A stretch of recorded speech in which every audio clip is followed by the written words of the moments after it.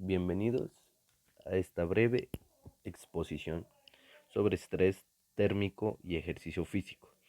Te habla Dylan David Suárez Narváez, estudiante de la Facultad de Educación del programa de licenciatura en Educación Física, quinto semestre de la Universidad CESMA. Como lo dije al comienzo, vamos a ver estrés térmico y el ejercicio físico. Cuando hablamos del estrés térmico, nos referimos a la carga neta de calor a la que pues trabajadores y deportistas están expuestos, pues resulta la contribución combinada de las condiciones ambientales del lugar donde se está practicando cierto deporte, actividad física o se esté trabajando. Pues con relación a la actividad física y las características de la ropa que ellos llevan. Aquí es donde encuentran una sobrecarga térmica, que es la respuesta fisiológica del cuerpo humano a este estrés térmico y que corresponde a la suposición al cuerpo humano que se ajusta necesario para mantener la temperatura interna en el rango adecuado. Pues aquí vemos que el cuerpo sufre este estrés térmico cuando no tiene la ropa adecuada, cuando se está exponiendo mucho al calor solar y no puede no puede adaptarse a una temperatura interna. Aquí es donde sufriría de cambios al exponerse al sol. Bueno, factores individuales de riesgo. Cuando hablamos de los factores individuales, nos referimos a los factores personales que reducen la tolerancia individual al estrés térmico. Pues en estos se encuentran lo que es la edad, la obesidad, la hidratación, el consumo de medicamentos y bebidas alcohólicas, el género y la aclimatización. Cuando nos referimos a la obesidad, es la persona con sobrepeso, la cual está presentando una serie de desventajas y a la hora de enfrentarse a una situación de estas de estrés térmico, mmm, debido al incremento del aislamiento térmico que sufre su cuerpo, hay unas posibles deficiencias del sistema cardiovascular y la baja condición física al momento de tener actividad física o practicar algún deporte. De igual forma, pues existen excepciones, por lo que se debe analizar de manera específica ciertos requerimientos individuales de cada persona, pues a la hora de evaluar el riesgo de exposición hacia el sol. Eh, Pasamos al numeral 2, que es la edad. Pues este es el riesgo de sufrir consecuencias de estrés térmico a priori. ¿A qué me refiero a eso?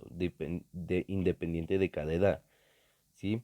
Siempre que el individuo tenga un adecuado sistema cardiovascular, el cual es respiratorio y sudoración, unos buenos reflejos, se encuentre totalmente hidratado y en buen estado de salud. De todas formas, deberíamos considerar que las personas de mayor edad son más susceptibles a padecer estos problemas de control, ya que de la circulación periférica o menor capacidad pues ellos tienen menor capacidad de mantener la hidratación y ahí es donde vienen las consecuencias, donde ya es vulnerable la persona mayor a un estrés térmico. En el numeral 3 encontramos lo que es la hidratación. Pues esta es la hidratación, se refiere a la que pierde agua por una difusión a través de la piel y por la respiración. Obviamente esta pérdida de agua se da durante una situación de estrés térmico, la que se produce mediante una sudoración y de ahí pasaría a una rehidratación, que si bebe agua es efectiva y rápida.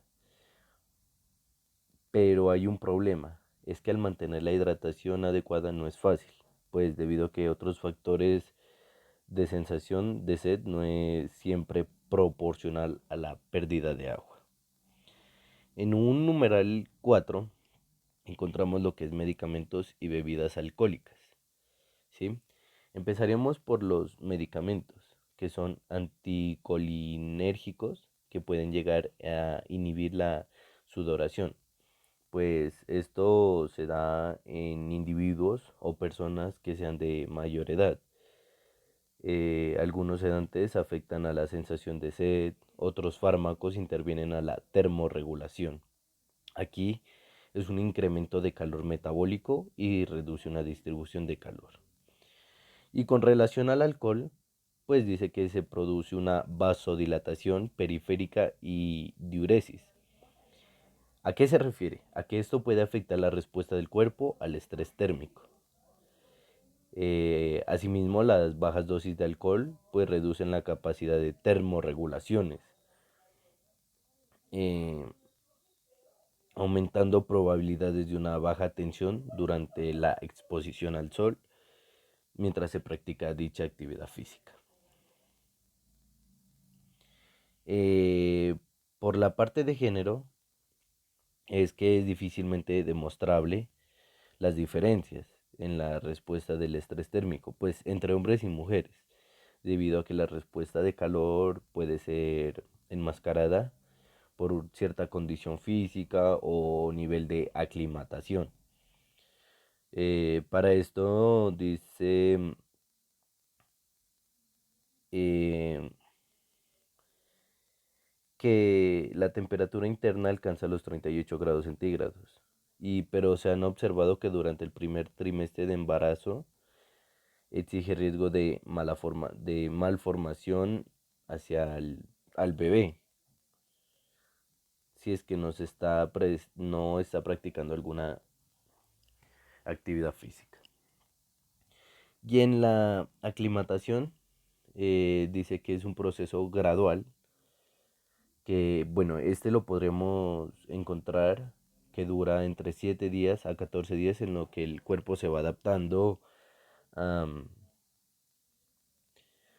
pues al realizar una determinada actividad física en condiciones de calor. Bueno, pasemos a los efectos por la exposición de calor. Bueno, aquí se relata a continuación mm, 4 efectos donde debemos tener en cuenta, ya que aquí incrementa el nivel de estrés térmico como un factor que otros pueden dar lugar a accidentes, sí, como accidentes como son los atrapamientos, golpes o caídas al mismo distinto nivel de mareos o desvanecimientos. Bueno, estos factores o efectos que se da a la exposición del calor, el primero sería el síncope por calor. ¿A qué se refiere al síncope por calor? Es la pérdida de conciencia o desmayo. Eh, pues estos son signos que no tienen alarma y es sobre una sobrecarga térmica, ya que ésta se produce que de pronto estuvo de pie o inmóvil durante mucho tiempo. Está la deshidratación y pérdida de electrolitos. Esta es la exposición prolongada al calor, implica una pérdida de agua a través de una sudoración, pues la sed no es un buen indicador de deshidratación. Ahí encontramos un fallo en rehidratación del cuerpo y en niveles de electrolitos. Este se traduce a problemas que podría tener gastrointestinales y calambres musculares. Eh, por otra parte, siguiendo con los efectos sobre la exposición al calor, encontramos lo que es el agotamiento y dice que se produce principalmente cuando existe una gran deshidratación, ¿sí? Los síntomas podría ser la pérdida de capacidad de trabajo, la disminución de habilidades psicomotoras, las náuseas o las fatigas. Y por último, lo que vemos lo que es el golpe de calor. Esta se desarrolla en la termorregulación, pues ha sido superada y el cuerpo ha sido utilizado en la mayoría de sus defensas para combatir la hipertermia. ¿A qué se refiere con hipertermia? Es el aumento de temperatura interna por encima de lo habitual, ¿sí? O sea, encima quiere decir de 40,5 grados y la piel pues caliente y seca debido a que no se produce sudoración. En este caso necesitaríamos la asistencia, ya sea médica u hospitalización debido a que las consecuencias pueden ser em, fuertes y se podrían mantener durante varios días. Evaluación de riesgos en dos métodos. Perdón. ¿A qué se refiere? En dos métodos se refiere a que se encuentra en la ropa, ¿sí? La ropa es la importancia que adquiere la ropa en la toma de decisión, pues este ya se condiciona a la pérdida de calor del cuerpo y en consecuencia la respuesta al calor.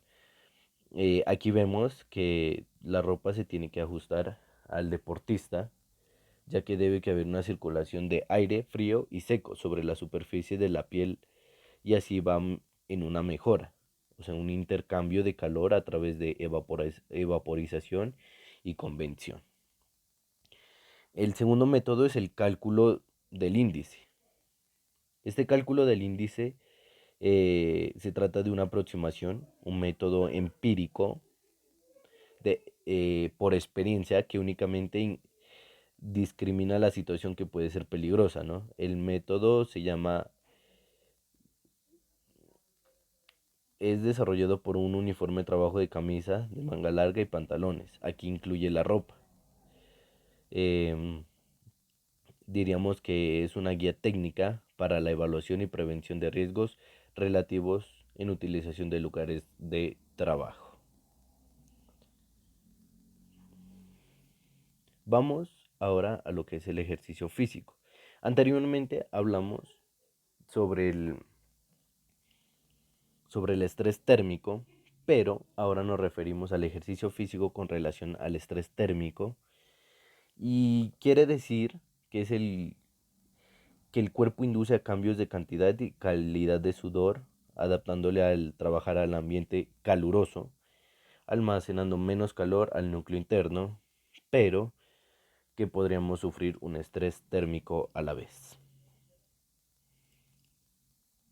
Bueno, aquí los factores influyentes en la tolerancia al ejercicio con el calor está lo que es el enfriamiento, que se utiliza también el enfriamiento como, diríamos, un método para mejorar la tolerancia al calor. Pues la idea es enfriar el deportista antes de la realización del ejercicio en calor. Así parece una solución muy obvia que retrasará los sobrecalentamientos y las alteraciones debidas al calor. Está la hiperhidratación. Esta es negativa para el rendimiento del deportista, pues se ha especulado con la hiperhidratación que tiene potenciales eh, con efectos beneficiosos.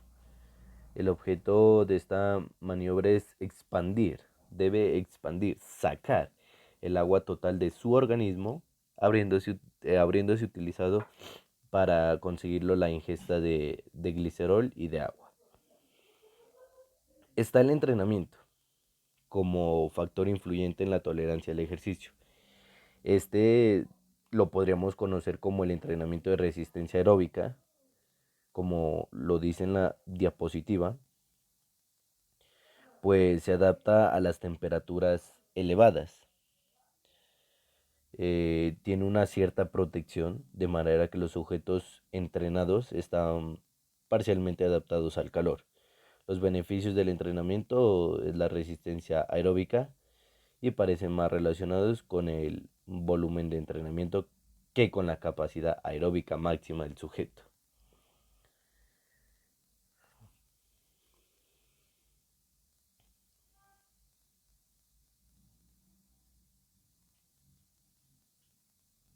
El ejercicio en calor de factores limitantes. Estos factores serían tres, como lo miramos en la diapositiva. Eh, Son tres preguntas que se hace acerca de estos factores. ¿Qué requiere el músculo? Sería la primera pregunta. Entonces, lo que requiere el músculo sería el oxígeno para sostener el metabolismo energético. Em, en la segunda pregunta dice, ¿el calor metabólico debe ser transportado? Claro que sí, ya que este es transportado por la sangre desde los tejidos centrales a la periferia. En este sentido, se ha surgido un modo de hipótesis, diríamos, que la demanda competitiva del flujo sanguíneo a la piel se dispara al calor y los músculos activos para aportar sustratos podrían provocar una inadecuada perfusión del músculo. El flujo sanguíneo pues se refiere a la parte sanguíneo muscular comprometida, donde podría explicar el aumento de la concentración del lactato sanguíneo observado durante un ejercicio en calor como consecuencia del incremento de tasa de glucogenólisis muscular. Respuestas fisiológicas frente al frío. Estas respuestas fisiológicas es el aumento de capacidad a un aislamiento y producción de termogénesis. Pues nos referimos a dos importantes factores mm, que sería la